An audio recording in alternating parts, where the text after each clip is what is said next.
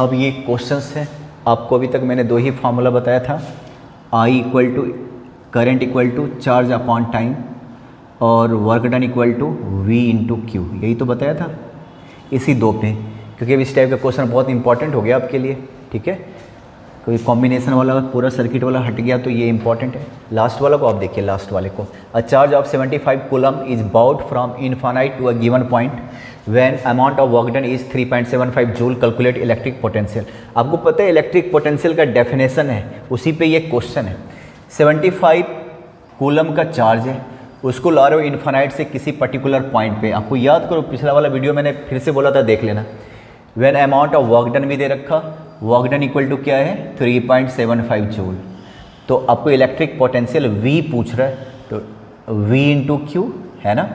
Work done they ही रखा 3.75, V potential आपको निकालना है, Q चार्ज दे रखा, कितना चार्ज दे रखा 75 है ना।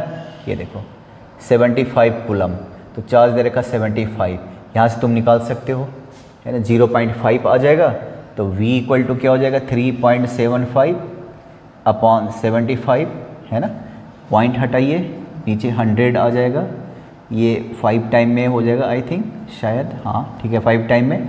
तो 1/20 0.05 एम्पियर, सॉरी पोटेंशियल, तो वोल्ट पोटेंशियल निकल गया। सिर्फ इस वाले फॉर्मूले पे सारा कुछ गिवन है, इसको दोबारा से देख लेना। ठीक है, देख लो। फोर्थ क्वेश्चन देखो,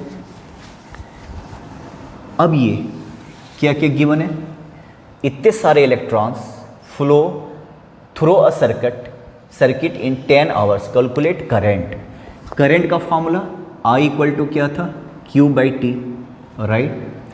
तो I Q चार्ज निकालना पड़ेगा, तो चार्ज कैसे निकालते हो, या तो गिवन होगा, आइदर गिवन होगा, और आपको कैलकुलेट करना पड़ेगा। तो एक फॉर्मूला होता है, करंट क्या होता है फ्लो ऑफ इलेक्ट्रॉन्स, कितने सारे इलेक्ट्रॉन। तो चार्ज का एक और फॉर्मूला लिख देता हूँ, N into E, N number of electrons, जो कि कितना दिख रहा 4 into 10 raise to the power 20, a charge of 1 electron 1.6 into 10 raise to the power 19। इतने सारे इलेक्ट्रॉन फ्लो कर रहा है 10 घंटे में। 2 इलेक्ट्रॉन होता तो 2 से मल्टीप्लाई करते, 10 इलेक्ट्रॉन होता तो 1 का इतना चार्ज है, 1 इलेक्ट्रॉन का इतना चार्ज है, चार्ज ऑफ 1 इलेक्ट्रॉन, तो 2 का कितना होता है 10, फिर तो टोटल इतने सारे इलेक्ट्रॉन्स हैं। 1.6 into 4 6.4, 10 raise to the power 20 minus कर दो, पावर ऐसे ही ऐड होता तो 10 हो गया, तो 64 कूलम। इतना सारा इलेक्ट्रॉन फ्लो कर रहा है ना। तो इतना, इसका मतलब क्या हो गया, इतना कूलम हो गया। नेगेटिव होता है इलेक्ट्रॉन का चार्ज, इतना कूलम, इतना सारा इलेक्ट्रॉन, 1 इलेक्ट्रॉन का चार्ज इतना कूलम। Q हमारा निकल गया, I निकालना है, तो चार्ज कितना हो गया 64 कूलम, टाइम कितना दे रखा 10 आवर्स, इसको तुमको सेकंड में कन्वर्ट करना पड़ेगा, 10 आवर्स को सेकंड में कन्वर्ट करना पड़ेगा। तो 64 अपॉन 36 इंटू 1000 है ना। तो इसको डिवाइड कर लेना, और 1000 को इसको बोलते हैं मिली एम्पियर। क्या बोलते हैं, मिली, 1/1000, 1 मिली। देखो तो आप जरा खुद देखो, यहाँ पे कितना हो गया 64 अपॉन 36 इंटू 1/1000 है ना, ये एम्पियर आ गया। तो इसको हम 1/1000 को मिली कहते हैं, तो मिली एम्पियर हो गया ये। अच्छा, इसी पे कुछ क्वेश्चंस देखिए आप। मिली एम्पियर, एम्पियर आपको पहले ही बताया था एक चीज़, तो आपको पता है ना, milli, centi, deci, metre, deca, hecto, kilometre, होता है ना ये। अब ये मीटर हटा के अगर एम्पियर करूँ ना, तो क्या बन जाएगा भाई, ampere, milli ampere, centi ampere, deci ampere, ampere, deca ampere, hecto ampere, kilo ampere. Volt में इसको कन्वर्ट करना चाहो, milli volt, centi volt, deci volt, volt, deca volt, hecto volt, kilo volt है ना। और फिर मैंने बताया था नीचे आओगे तो किस तरीके से डिवाइड होता है। अब आपको ऐसा दिखाई देगा 1 milli ampere, small m capital A, right.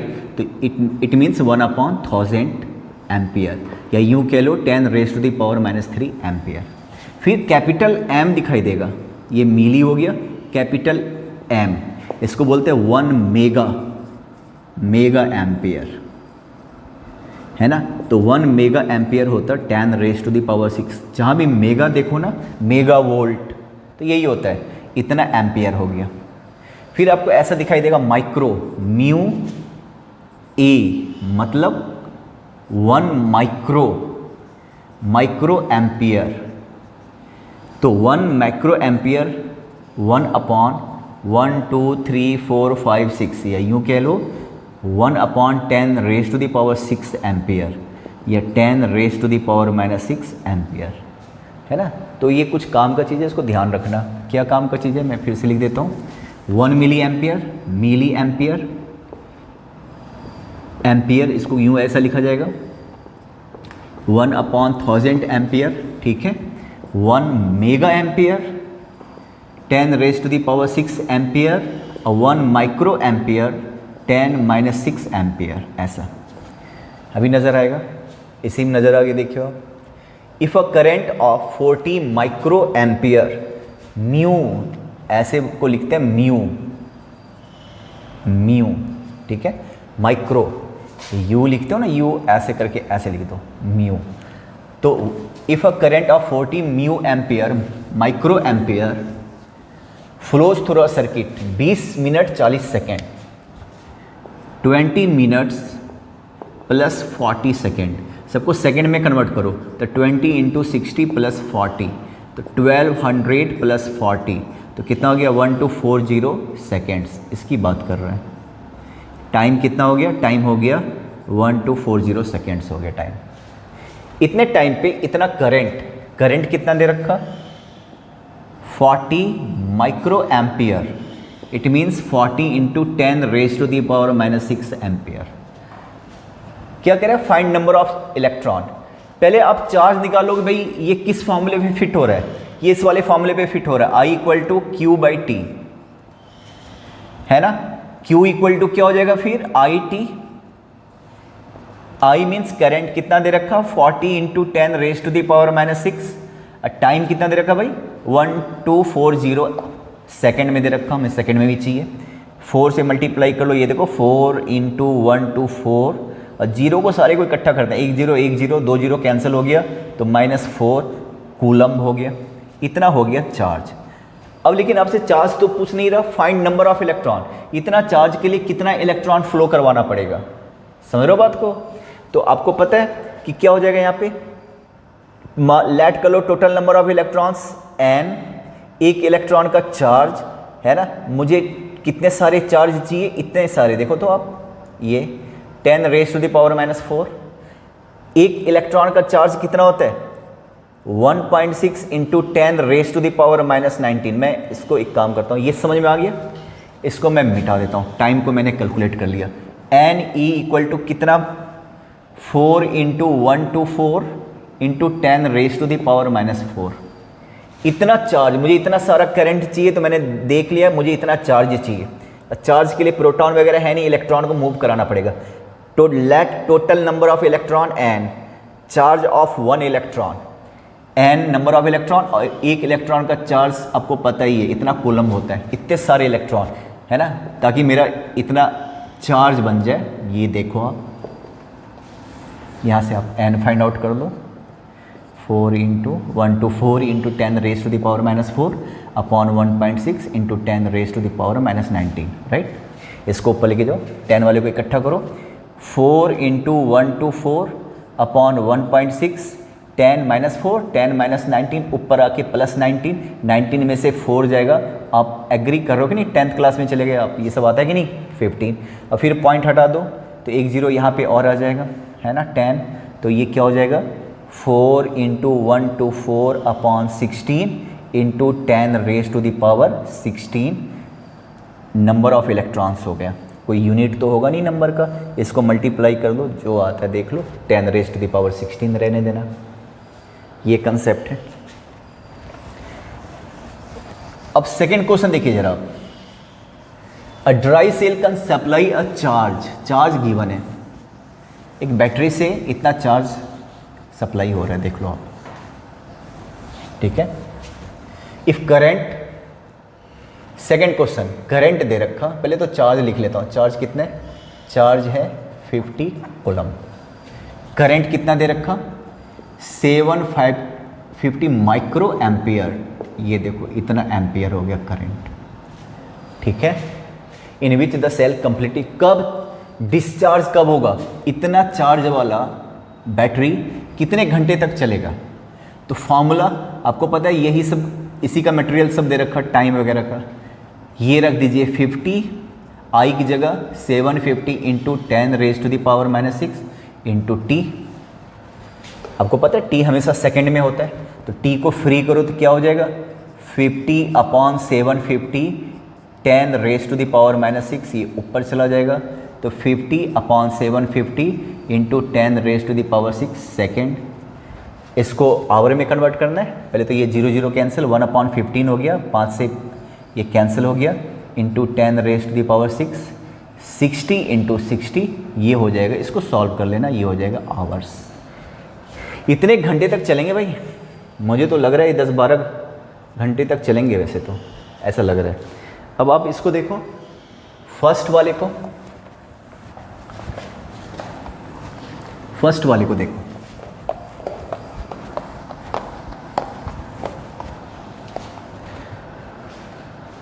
A charge of 1000 coulomb, charge दे रखा 1000 coulomb, flow through a conductor for 3 minute and 20 second. 3 minute second में कन्वर्ट करो 180 और 20, मुझे तो टाइम दिख रहा 100 सेकेंड, तुम देख लो 200 सेकेंड। ऐसा है कि नहीं ये बताओ? 3 मिनट मीन्स 180 सेकेंड प्लस 20, ये हो गया। चार्ज कितना हो गया? चार्ज हो गया यहाँ पे 1000 कूलम, 1000 कूलम हो गया चार्ज, ये हो गया, ठीक है। करंट पूछ रहा, सिंपल सा फॉर्मूला लगाइए, Q/T खत्म करो, है ना, 1000/200 सेकेंड, तो I इक्वल टू क्या हो जाएगा? 5 एम्पियर। ये देखिए 5 एम्पियर। तो ये क्वेश्चन हो गया एक, तो है ना ऐसा वाला। अब कुछ और पुराने वाली चीज़ों को, ओम्स लॉ वगैरह को मैं डिस्कस करके फिर आगे मूव करता हूँ, ठीक है। अब देखो, पिछली क्लास में ओम्स लॉ पे हम डिस्कस कर रहे थे, नहीं? मुझे याद ही नहीं आ रहा क्या डिस्कस किया था, फिर से एक बार पुरानी चीज़ें डिस्कस कर लो, बहुत इंपॉर्टेंट है। ओम्स लॉ, उसने क्या बोला था? V current is directly proportional to potential difference, ठीक है ना। और डिराइव करने के लिए न्यूमेरिकली इसको एक फॉर्मूला बनाने के लिए ऐसे भी लिखते हैं, बात तो बराबर है। तो V इक्वल टू क्या? IR, R कांस्टेंट है, ये सब बता दिया था शायद। R कांस्टेंट है, जिसको आप क्या बोलते हो? Resistance, proportionality constant, resistance. I को इक्वल टू R, और R जानते हो R क्या होता है? कांस्टेंट, ये हमेशा एक जगह रहेगा। और एक्सपेरिमेंटल वेरिफिकेशन इसका बताया था कि नहीं, आप देख लीजिए। अच्छा, इसके साथ अगर ओम्स लॉ डिटेल में पूछे तो ग्राफ जरूर बना दिया कीजिए, है ना। यहाँ पे V, यहाँ पे I, ठीक है। ये फिर इसमें मैंने ऐसे क्वेश्चंस दिया था इस टाइप का, आप देखो ज़रा। मान लो ये 2 कंडक्टर है, फर्स्ट कंडक्टर, सेकंड बड़ा इंपॉर्टेंट है ना। कौन सा बढ़िया कंडक्टर है? तो रेसिस्टेंस बताया था, रोकने वाला। जिसका रेसिस्टेंस ज़्यादा होगा वो बैड कंडक्टर है, जिसका रेसिस्टेंस कम होगा वो गुड कंडक्टर है। अब डिपेंड करता है ये किसका ग्राफ है। ये V मैं ले लेता हूँ, ये I ले लेता हूँ। यहाँ पे देखो, इस पॉइंट पे मान लो ये 10 वोल्ट है, इसको आगे बढ़ाओ। पहले वाले कंडक्टर को, वायर को यहाँ पे कट कर रहा है, ये अपने मन से कुछ भी ले लेता हूँ, 10 एम्पियर। तो ये मुझे तो हर हाल में 30, मतलब 10 से तुम 12 भी ले सकते हो, कुछ भी ले सकते हो, 10 से ज़्यादा ही हो गया, है ना। तो आपको पता है फॉर्मूला R का क्या हो गया? V/I। तो V यहाँ पे फर्स्ट कंडक्टर के लिए, फर्स्ट कंडक्टर, ये वाला पॉइंट क्या हो गया? ये वाला पॉइंट एक्स एक्सिस पे 10 है और ये 10 है ना। वोल्ट भी 10 और ये, तो 10/10 कितना हो गया? 1 एम्पियर। तुम करंट ओम हो गया, ओम। और ये फर्स्ट के लिए, सेकंड के लिए आप निकालिए तो फिर से यही फार्मूला V/I। तो V तो 10 है और ये कितना है? 30, तो कितना हो गया? 1/3 ओम। अब आप देख रहे हो यहाँ रेसिस्टेंस ज़्यादा है कि नहीं, इसका रेसिस्टेंस कम है। यहाँ पे रोकने वाला ऑब्स्टेकल, खतरा यहाँ पे ज़्यादा, यहाँ पे कम है। तो करंट इसमें कम होगा, सॉरी इसमें कम होगा, हाँ इसमें ज़्यादा होगा, रेसिस्टेंस ज़्यादा है। तो जिस वायर का रेसिस्टेंस ज़्यादा होगा वो बैड कंडक्टर है। तो जाहिर है फर्स्ट वाले का रेसिस्टेंस ज़्यादा होता है 1/3, सेकेंड वाले का 1/3 है। तो ये कंपेयर करो तो पहला वाला क्या है, बैड कंडक्टर और दूसरा वाला क्या है, गुड कंडक्टर। ऐसे क्वेश्चंस मैंने बताए थे। तो खुद ही कंपेयर करो ना, 10 वोल्ट पे पहले वाले में केवल 10 एम्पियर का करंट आ रहा है, दूसरे वाले में करंट देखो कितना 30 एम्पियर का है। तो ये वाला बढ़िया है कि नहीं, सेम वोल्ट पे करंट ज़्यादा आ रहा है। ऐसे क्वेश्चंस पे फिर आपको भटकाने के लिए ऐसा भी देगा, आई यहाँ पे दे देगा, वी यहाँ पे दे देगा, दो ऐसे बनाएगा, कहेगा कौन सा बढ़िया कंडक्टर है, ये फर्स्ट ये सेकंड, ऐसा दे देगा। फिर से आप कोई, ये आई है, चलिए 10 एम्पियर ले लो, इसको आगे बढ़ा दो, इसको कहाँ पे इंटरसेक्ट कर रहा है, यहाँ पे। अब अपने मन से ना 10 वोल्ट ले लिया, वोल्ट है तो यहाँ पे मैंने ले लिया 30। आर का फॉर्मूला क्या होता है, V/I। तो पहले वाले केस में वोल्ट कितना है, 10 वोल्ट, और ये 10 1 एम्पियर। दूसरे वाले केस में V कितना है, 30 और 10, तो कितना हो गया, 3 एम्पियर। तो दूसरे वाले का रेसिस्टेंस ज़्यादा है, पहले वाले का कम है। इट मीन्स अब ये वाला क्या हो गया, बैड कंडक्टर। क्यों, 10 एम्पियर का करंट दोनों में है, पर इस 10 एम्पियर के करंट के लिए ये केवल 10 वोल्ट पे आ रहा है, जबकि इसमें 30 वोल्ट लगाने पड़ रहे हैं। तो ज़्यादा वोल्ट पे सेम करंट आ रहा है, तो इसका मतलब बेकार कंडक्टर है ना। ये वैसे भी देख लो ना, जिसका ओम ज़्यादा होगा, जिसका रेसिस्टेंस ज़्यादा होगा, वो बैड कंडक्टर है। सेकेंड वाला बैड है, ये वाला क्या है, फर्स्ट वाला यहाँ पे क्या है, गुड। वो पहले VI था और ये IV ग्राफ है, इसको सोचना, पहले वाले वीडियो में भी ये बताया था। फिर ओम्स लॉ थोड़ा सा इंपॉर्टेंट होता है, जब भी ओम्स लॉ दो तो उसके स्टेटमेंट को लिखो, क्या था, अदर थिंग्स रिमेन कांस्टेंट, ये डिस्कस कर चुका हूँ है ना। फिर ग्राफ भी जरूर बनाओ, ठीक है। ये कांस्टेंट, अगर ये कांस्टेंट नहीं होता ना तो इस तरीके से होता, आपने मोशन वगैरह पढ़ा हुआ है। कांस्टेंट का मतलब क्या होता है, यूनिफॉर्म, और ऐसा क्या होता है, नॉन यूनिफॉर्म। इसको नॉन ओमिक बोलते हैं। अच्छा अभी बताऊंगा इसको, है ना। ओम, जो कंडक्टर ओम्स लॉ को फॉलो करता है उसका तो ऐसे होगा, खैर जाने दो। अब आप ये देखो, एक्सपेरिमेंटल वेरिफिकेशन, इस पे भी क्वेश्चन आ सकते हैं, न्यूमेरिकल वेरिफिकेशन, है ना। ये 11th में जाओगे तो ज़रूर लैब में आपको बताया जाएगा, ठीक है। यहाँ पे आपका वोल्टेज रहेगा, पोटेंशियल डिफरेंस जिसको कहते हो वोल्ट, करंट, है ना। ये वोल्ट क्या हो गया, ये V हो गया, ये I हो गया, और यहाँ से क्योंकि ओम्स ने क्या बोला, V/I हमेशा कांस्टेंट रहेगा। तो V कुछ भी रख लो, ये कुछ भी रख लो, लेकिन इसका जो रेशियो होगा ना वो एक जैसा आएगा, नो चेंज। कांस्टेंट का मतलब, फॉर एग्जांपल मान लो 10 वोल्ट रख दिया और यहाँ पे मान लो 5 एम्पियर आ गया, तो इसका रेशियो क्या हो गया, 2।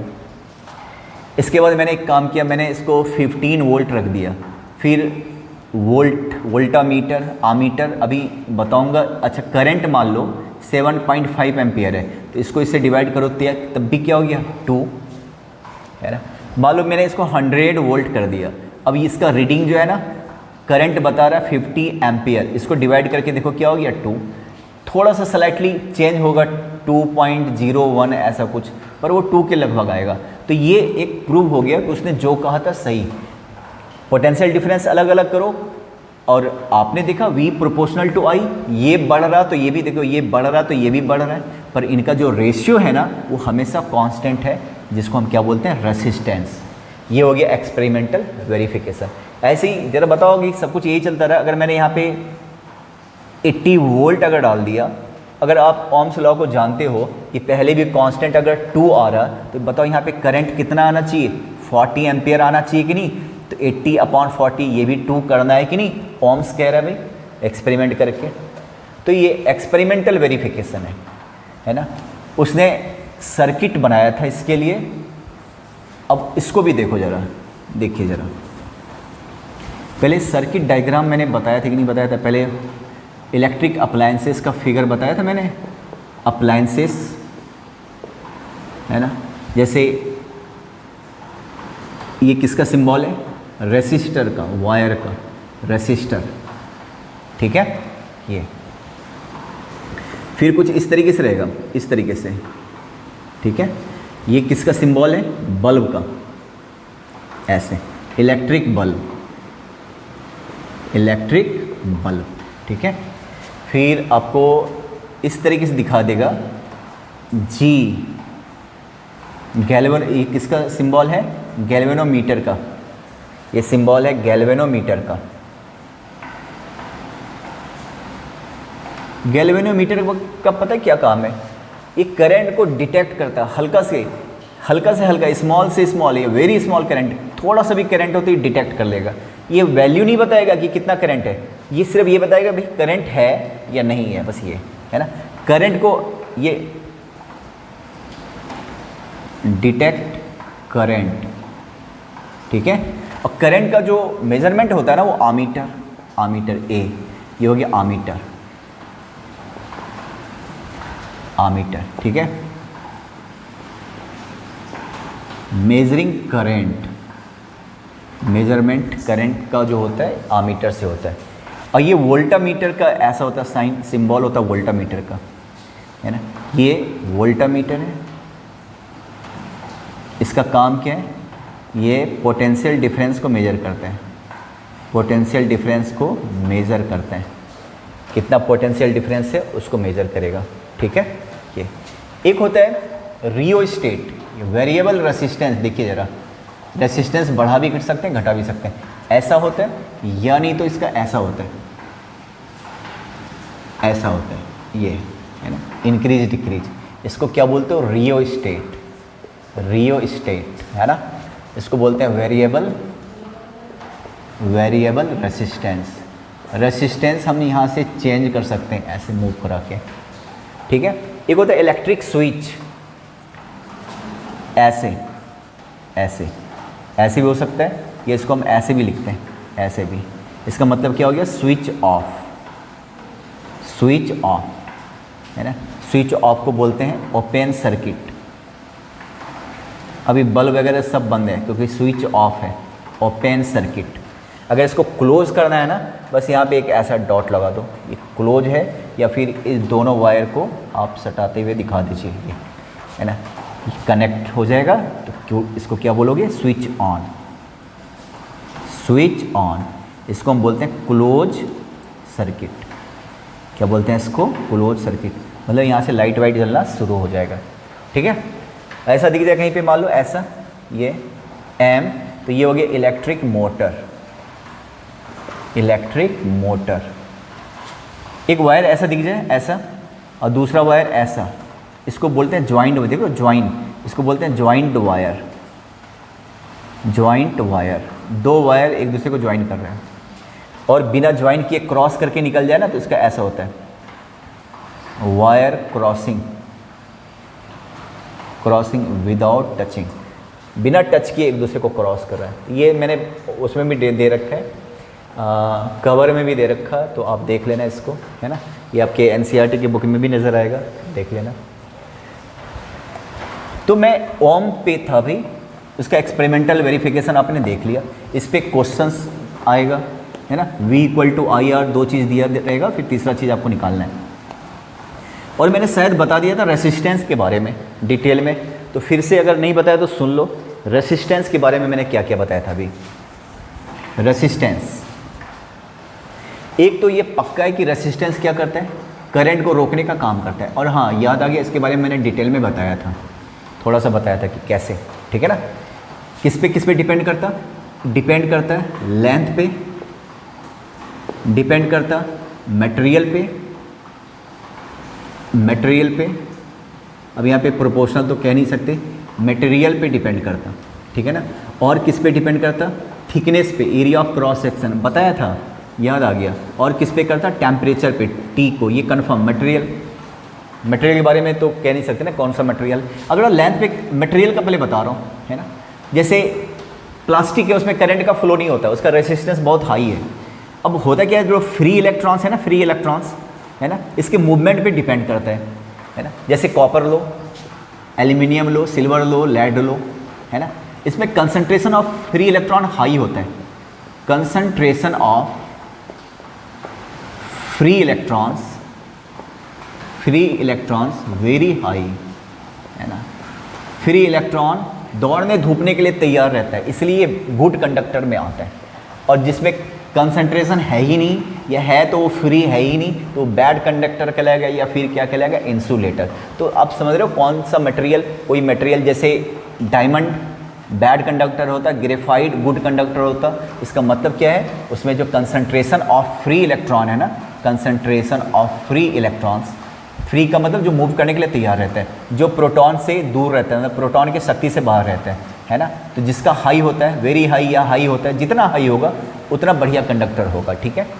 लेंथ, अब आपको पता है लेंथ, ये देखो ये इतना बड़ा लेंथ है और इतना बड़ा लेंथ है ना, डायरेक्टली प्रोपोर्शनल है। लेंथ इंक्रीज होगा तो आर, अगर मान लो ये 10 मीटर है, ये मान लो 100 ओम है, और ये मान लो 20 मीटर है, तो हर हाल में ये 200, ये डबल होगा तो ये डबल होगा। क्यों बताऊंगा अभी, पर ऐसा क्यों डबल होने से ये डबल क्यों हो गया, ऐसा क्यों हो रहा है, इसलिए ऐसा हो रहा है देखो कि लेंथ जितना कम होगा, एटम जो है ना अंदर मूव करता रहता है, रैंडम वेलोसिटी होता है, कोई इधर कोई इधर, है ना, एक दूसरे से टकराता है। इलेक्ट्रॉन इलेक्ट्रॉन से टकराता है, इलेक्ट्रॉन प्रोटॉन से भी टकराता है। जब भी टक्कर होगा चाहे इलेक्ट्रॉन से चाहे प्रोटॉन से, स्पीड कम हो जाएगा, और जब स्पीड कम होगा तो फिर क्या होगा, मूव, जो फ्री इलेक्ट्रॉन जो मूव कर रहा था ना उसका रफ्तार कम पड़ जाएगा।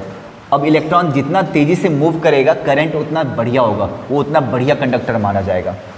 क्लियर है। लेंथ जितना बड़ा करोगे ना तो जो कॉलिजन होता है ना, रेट ऑफ कॉलिजन इंक्रीज होगा। कॉलिजन यहाँ पे क्योंकि देख लो कितना लंबा हो गया, कॉलिजन इंक्रीज, यहाँ पे टक्कर इंक्रीज होगा, चाहे प्रोटॉन इलेक्ट्रॉन का प्रोटॉन से, इलेक्ट्रॉन का इलेक्ट्रॉन से। जब भी कॉलिजन ज़्यादा होगा तो क्या होगा, रेसिस्टेंस ज़्यादा होगा, है ना, मूवमेंट में फ़र्क पड़ेगा। जरा एक बात बताओ ना, एक ट्रैक है, सुबह सुबह सैंडीज कंपाउंड में जाओ, है ना, एक ट्रैक पे 3 लोग अगर दौड़ रहे हैं तो दौड़ रहे हैं, क्या होगा अगर 10 लोग दौड़ रहे हैं तो कुछ देर के बाद स्पीड कम होता जाएगा, क्योंकि इसके रास्ते में ये आ जाएगा, इसके रास्ते में ये आ जाएगा, कोई इधर से बच के जाएगा, कोई उधर से बच के जाएगा, है ना। तो ये प्रॉब्लम आ सकती है, ठीक है। या अगर शॉर्ट डिस्टेंस हो तो चलो यहाँ तक आराम से पहुँचा जा सकता है, लेकिन लंबा डिस्टेंस हो तो यहाँ पे मान लो कि छोटे से जगह पे 2 बार टक्कर हुई, लंबे से 10 बार टक्कर जरूर होगा। टक्कर जितना ज़्यादा होगा स्पीड उतना कम होता जाएगा। तो लेंथ पे किस तरीके से डिपेंड करता, लेंथ को बढ़ाओगे तो रेसिस्टेंस बढ़ेगा, और रेसिस्टेंस का बढ़ना अच्छी बात नहीं है, बैड कंडक्टर, रेसिस्टेंस का बढ़ना बैड कंडक्टर, ठीक है। मटेरियल का बता चुका हूँ, एरिया, थिकनेस, ये वायर देखो और ये वायर देखो, ये बढ़िया कंडक्टर है, गुड कंडक्टर, इसका रेसिस्टेंस कम है। ये जितना ज़्यादा होगा वो उतना, तार जितना मोटा होगा रेसिस्टेंस उतना कम होगा। रीज़न क्या है, इसमें इलेक्ट्रॉन को बहुत एरिया मिल जाता है मूव करने के लिए, तो कॉलिजन के चांसेस कम है। और टेम्परेचर आपको पढ़ा होगा, कंडक्शन वगैरह पढ़ा होगा शायद, टेम्परेचर बढ़ाओगे तो क्या होता है कि जो क्या बोलते हो काइनेटिक एनर्जी एटम्स का क्या होता है, जो टेम्परेचर है वो काइनेटिक एनर्जी में कन्वर्ट हो जाता है। इलेक्ट्रॉन का मूवमेंट बहुत तेज़ी से होता है जो रैंडम, तो टक्कर ज़्यादा होता है। टेम्परेचर ज़्यादा करोगे तो क्या होगा, कॉलिजन ज़्यादा होगा, और कॉलिजन होना अच्छी बात नहीं है, उससे स्पीड पे फ़र्क पड़ता है। तो ये सारी बातें मैंने बताया था। तो किस पे डिपेंड करता, फिलहाल तुम्हारे सिलेबस में क्या है ये तो है नहीं, बस ये चीज़ है ना। तो मैं इस पर फिर से बता रहा हूँ कि R proportional to L length पहला, R प्रोपोर्शनल टू 1/A, दोनों का अगर शामिल करो, R प्रोपोर्शनल टू L/A, यहाँ से R इक्वल टू क्या हो गया, रो L/A। रो यहाँ पे क्या है, कांस्टेंट, जिसको हम क्या बोलते हैं, प्रोपोर्शनलिटी कांस्टेंट, प्रोपोर्शनलिटी कांस्टेंट। हर एक बार आपने पढ़ा होगा ऐसे कांस्टेंट का, ठीक है, इसको बोलते हैं रो, ये भी मैंने लिखवाया हुआ है, ठीक है। ये अब इस पे भी क्वेश्चंस हैं, जरा एक बात बताओ, ध्यान से सुनना। अब मैं क्वेश्चंस आपके सामने तैयार कर लेता हूँ। ये देखो, एक ये वायर है ना, और एक ये वायर है ना, ये डबल है लेंथ में, double in length, other things remain constant. Question सुन लो, सिर्फ लेंथ डबल है और बाकी थिकनेस वगैरह सेम है, अदर थिंग्स रिमेन कांस्टेंट, बाकी चीज़ें स्थिर है। तो कंपेयर रेसिस्टेंस ऑफ बोथ, इसका रेसिस्टेंस R1 मान लिया, इसका रेसिस्टेंस R2 मान लिया, तो क्या होगा? अब तुम्हारे सामने केवल लेंथ है ना, मटेरियल भी सेम है, थिकनेस भी सेम है। अगर मैं यहाँ से R1 का फॉर्मूला लगाता हूँ तो रो L अपॉन ए, इसका लेंथ मैं ले लेता हूँ L, यहाँ से यहाँ तक, ये डबल हो गया तो ये क्या हो गया 2L, डबल हो गया भाई 2L। इसका R2 क्या लोगे? रो, मटेरियल सेम है, रो किस पे डिपेंड करता है? मटेरियल है ना, तो L डबल हो गया और थिकनेस भी सेम है, इसका भी थिकनेस A है और इसका भी थिकनेस सेम है।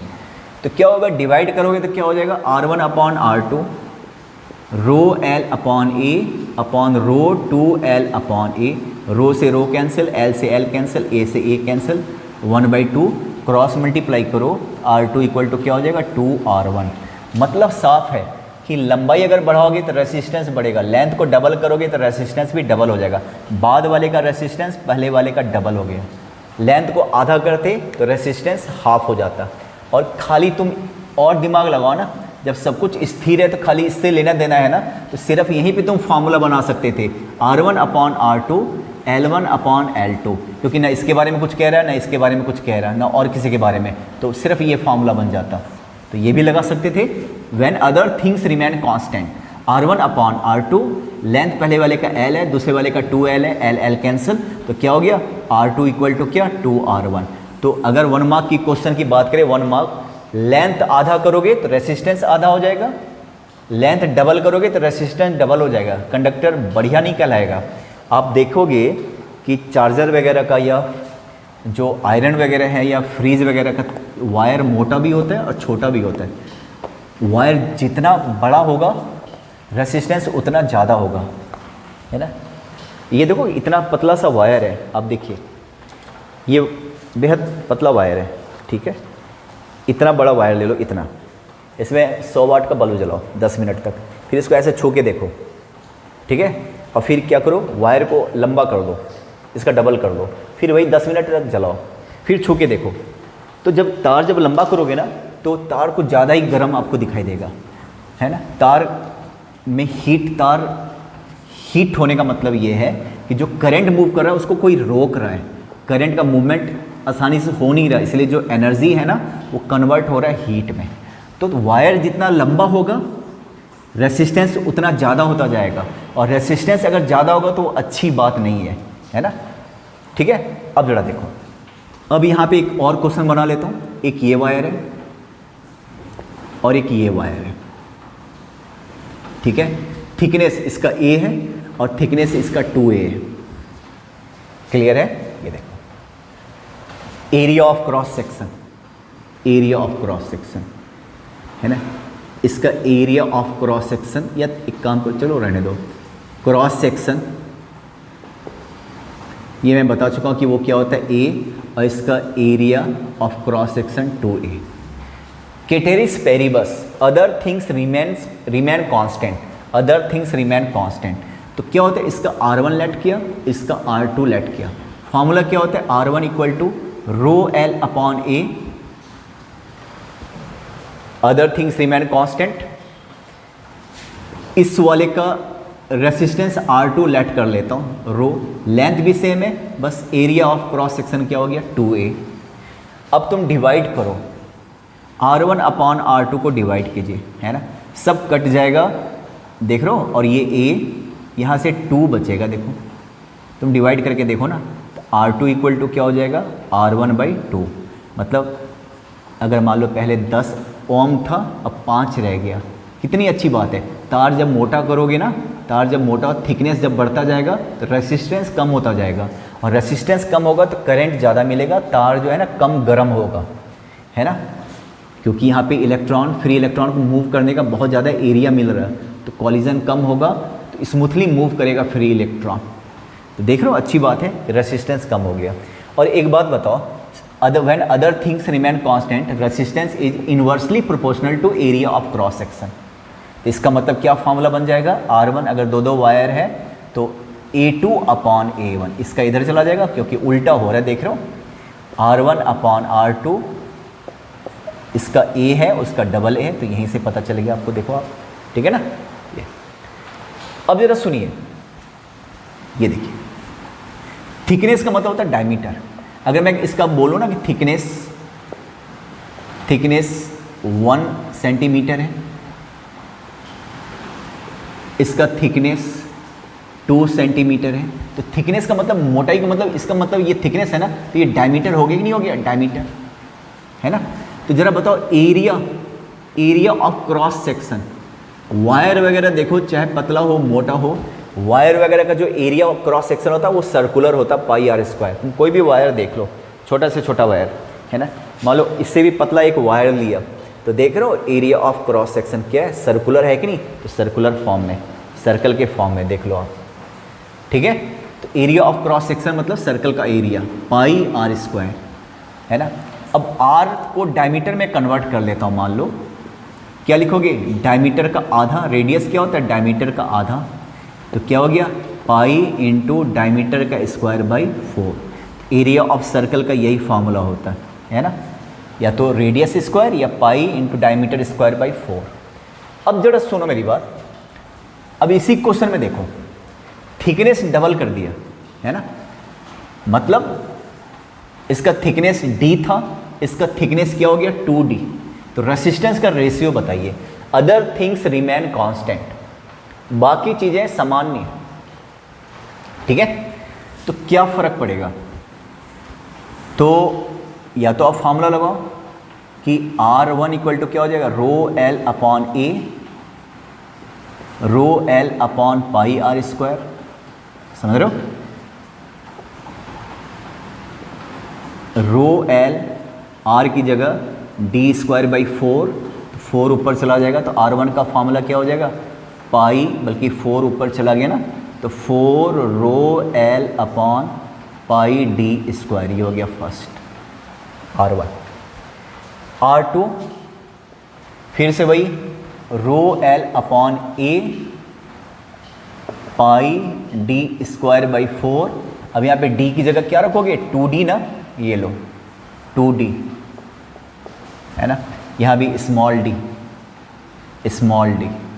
तुम समझ रहे हो ना।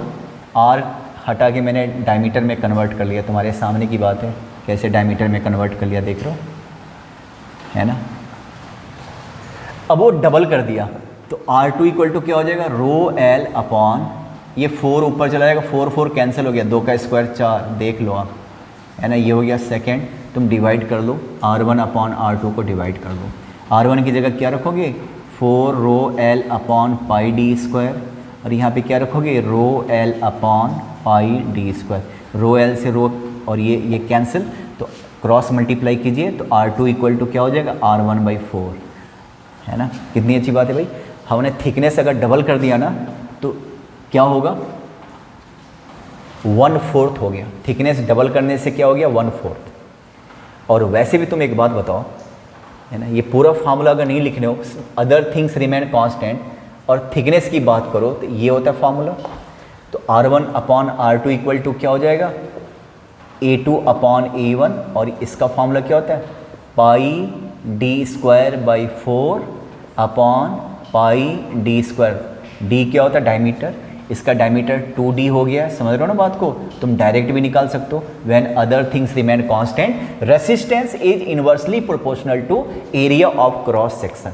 तो आपको क्या समझ में आ गया, थोड़ा सा 1 मार्क्स के लिए जल्दी जल्दी अगर करना है तो आपको क्या पता चला, जरा एक बात बताओ।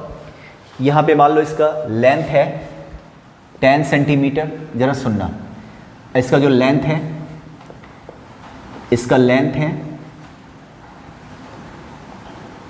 15 सेंटीमीटर, या एक काम करता हूँ डबल कर लेता हूँ या ट्रिपल कर लेता हूँ, है ना। इसका रेसिस्टेंस मान लो 5 ओम है, तो इसका क्या होगा, अदर थिंग्स रिमेन कांस्टेंट, केवल लेंथ चेंज हो रहा है। देखो आप, सेंटीमीटर किसका यूनिट होता है, लेंथ का, केवल लेंथ चेंज हो रहा है। तो क्या आंसर हो जाएगा, इसका आंसर हो जाएगा, इसका जो रेसिस्टेंस है ये अगर डबल हो रहा है तो रेसिस्टेंस बढ़ेगा, जो कि अच्छी बात नहीं है, बल्कि ट्रिपल हो रहा है तो रेसिस्टेंस भी 3 गुना हो जाएगा, 5 × 3। तुम ट्राई कर लेना, resistance is directly proportional to L, R1 upon R2 equal to L1 upon L2, other things remain constant. तो जल्दी याद रखना क्या होता अगर ये 10 है और एक वायर मैंने ले लिया 5, ये 5 सेंटीमीटर का वायर ले लिया, तो क्या होगा, इसका रेसिस्टेंस 5 है तो इसका क्या हो जाएगा, वो आधा हो रहा है ना, तो रेसिस्टेंस भी इसका आधा हो जाएगा। ये R1 ले लेता हूँ तो रेसिस्टेंस भी इसका आधा हो जाएगा 5/2। अब मान लो दोनों चेंज करना है, मान लो है ना, एक तो कोई वायर का इंडिविजुअली ऐसा दिया रहेगा, ये वायर है, इसका लेंथ दिया रहेगा मान लो 10 मीटर, मीटर में ये होना चाहिए, अगर सेंटीमीटर है तब भी मीटर में कन्वर्ट कर लीजिए। रेडियस दे रखा 1 मिलीमीटर, 1 मिलीमीटर है ना, और हो गया भाई, हो गया। इसका रो कुछ दिया रहेगा मान लो 10⁻⁻⁶, ये दिया रहेगा, रटना नहीं है। ओम मीटर, अब ये ओम मीटर कहाँ से आ गया, ये जानते हो ना, आर का फॉर्मूला क्या हो गया, ρL/A। छोटा छोटा बात है, दोबारा बता रहा हूँ, ध्यान से सुनिएगा। ये रो जो है रेसिस्टिविटी नाम है, इसका यूनिट क्या होगा, तो जरा एक बार बताओ, RA/L, ये हो गया रो। आर का यूनिट क्या होता है ओम, ए का क्या होता है मीटर स्क्वायर, लेंथ का क्या होगा मीटर, तो मीटर मीटर कैंसिल, तो रो का यूनिट क्या हो गया ओम मीटर। तो ऐसा दे रखा, एग्जाम में रेसिस्टिविटी दे रखा होगा, तो पूछेगा इसका रेसिस्टेंस क्या है। रेसिस्टेंस का प्रॉपर फॉर्मूला क्या होता है, ρL/A। रो भी दे ही रखा 10⁻⁻⁶, लेंथ कितना दे रखा 10 मीटर। एरिया आपको निकालना है तो निकालो, रेडियस इस बार दे रखा, अच्छी बात है। तो क्या हो जाएगा यहाँ पे 10⁻⁻⁶ इंटू 10 पाई, आर की जगह आप क्या रखिएगा 1। आर जरा बताओ कि आर कितना दे रखा 1 मिलीमीटर, इसको मीटर में कन्वर्ट करेंगे कैसे, मिली सेंटी डेसी मीटर है ना, तो मिलीमीटर को मीटर में कन्वर्ट करने के लिए नीचे जाओगे 3 बार, तो 1/1000 मीटर हो गया। तो यहाँ पे क्या हो गया 1/1000, रेडियस ऐसा हो गया होल स्क्वायर। तो 10⁻⁻⁵ अपॉन पाई, ये क्या हो गया, ये ऊपर चला जाएगा 10 की पावर क्यू, 10 की पावर 6, 10 क्यू 10 6 ऊपर जाके ये देखो ये सारा ऊपर चला जाएगा, तो क्या हो गया 10/पाई, ठीक है, ओम ऐसा निकल गया ये, ठीक है। इस पे भी बहुत सारा क्वेश्चंस आएगा भाई, ध्यान से सुनना, सारा कुछ दिया रहेगा, फॉर्मूला पढ़ा हुआ है। मैथ्स में कितना दिमाग लगा तो बताओ, उसका आधा दिमाग भी इसमें नहीं लगाना है, ठीक है। फिर ऐसा दिया रहेगा, ध्यान से सुनना, ये एक का रेडियस दिया रहेगा मान लो 1 मिलीमीटर, और इसका रेडियस दिया रहेगा 2 मिलीमीटर। सिंपल सा देखना, इसका रेसिस्टेंस है मान लो 10 ओम, तो इसका रेसिस्टेंस क्या होगा, लंबाई अगर डबल होता ना तो रेसिस्टेंस भी डबल हो जाता, पर ये थिकनेस है, थिकनेस बढ़ने से रेसिस्टेंस कम होगा। कितना कम होगा पहले तो बताओ कि एरिया क्या हो गया, एरिया हो गया डबल, मतलब 2 टाइम्स, तो बताओ रेसिस्टेंस पता क्या हो जाएगा, तो रेसिस्टेंस हो जाएगा 1/2 का स्क्वायर, मतलब 1/4 टाइम्स। कैसे, अभी आपको बताता हूँ टाइम। अगर ऐसा होता कि मान लो इसका 1 है और ये 3 मिलीमीटर हो गया, 3 मिलीमीटर, इसका रेसिस्टेंस 10 है, अब इसका रेसिस्टेंस मान लो 60 है, तो उसका कितना हो जाता है।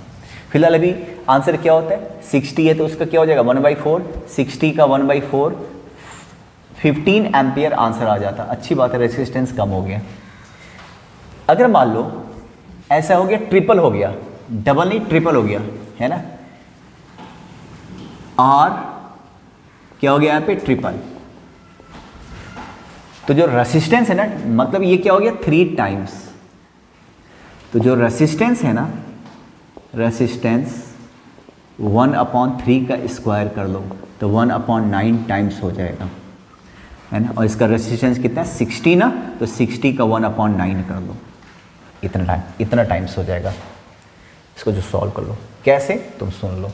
इस वाले का क्वेश्चन आपके सामने, एक वायर रेडियस 1 मिलीमीटर, दूसरा वायर है 3 millimetre, other things remain constant, length L, material same है, ये अगर एल्यूमिनियम का है तो वो भी एल्यूमिनियम का है। मटेरियल सेम का मतलब रो रेसिस्टिविटी सेम है।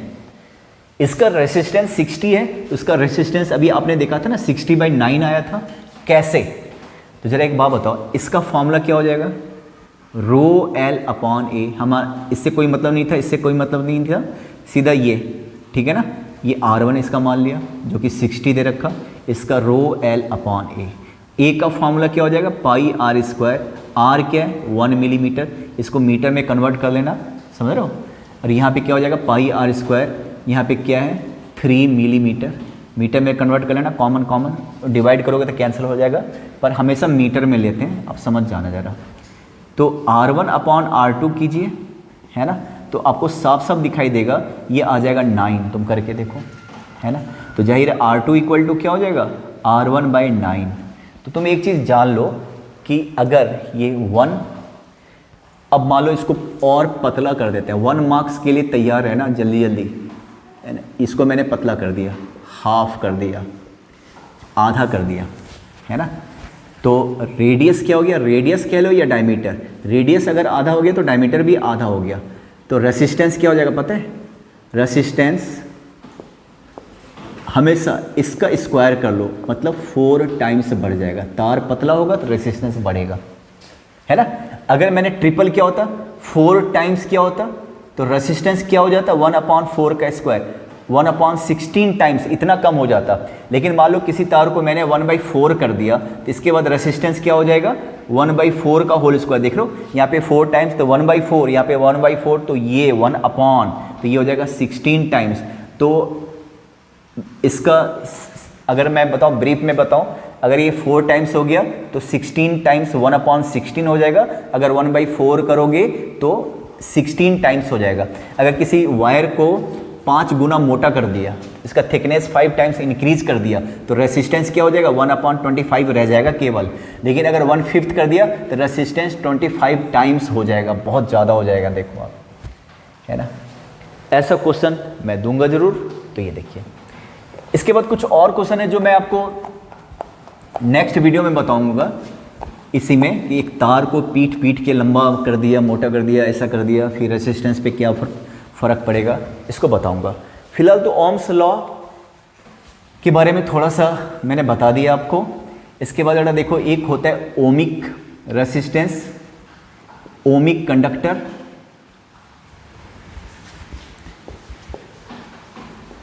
ओमिक कंडक्टर, है ना, और एक होता है नॉन ओमिक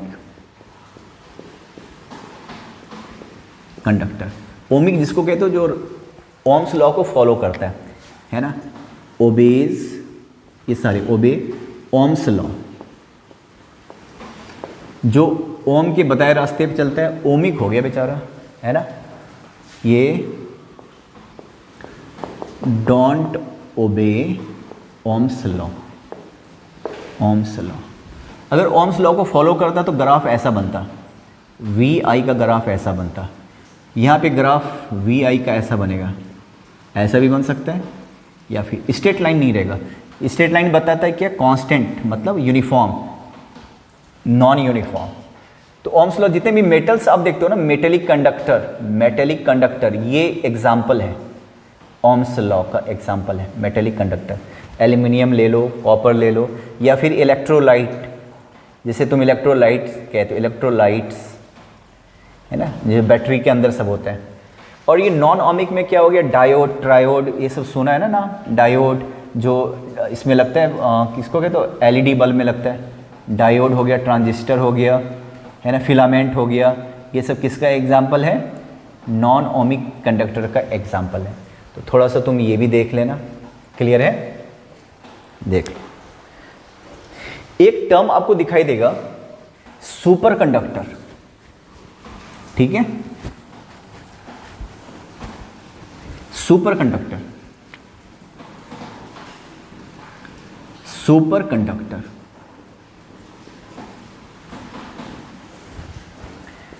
जिसका रेसिस्टेंस 0 होता है या लगभग 0 होता है। ऐसा कोई कंडक्टर रियल वर्ल्ड में है ही नहीं। अगर है तो इतना कम, जैसे देखो टेम्परेचर, जैसे मरकरी मैंने लिया, Hg क्या होता है? मरकरी, मरकरी, ये -268 डिग्री के आसपास है ना, सेंटीग्रेड, केल्विन नहीं सेंटीग्रेड, या लगभग ये 5 डिग्री केल्विन हो गया। सेंटीग्रेड के आसपास इसका रेसिस्टेंस क्या होता है, 0।